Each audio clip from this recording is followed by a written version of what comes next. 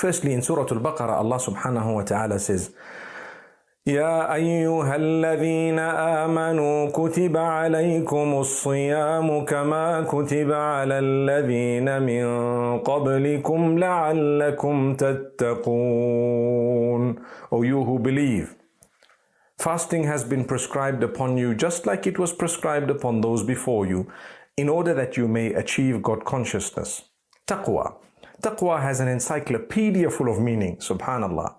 But in a nutshell, it's developing the correct relationship with Allah, fulfilling your duties and obligations unto Allah, His instructions in a beautiful way, and staying away from His prohibitions after knowing them and after understanding them, staying away from them for His pleasure and to be protected from His anger and punishment.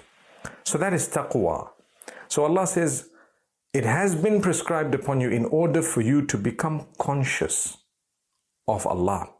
Now, notice when you're fasting, the first thing you become conscious of is your food. You're not supposed to be eating and drinking. That's with the masses.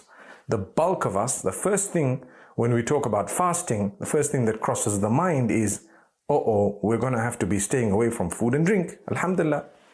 So, you become conscious of food and drink. Did you know that you could earn the pleasure of Allah through food and drink if you were to eat that which is halal and pure and clean and tayyib, meaning it's been nurtured in the correct way and so on.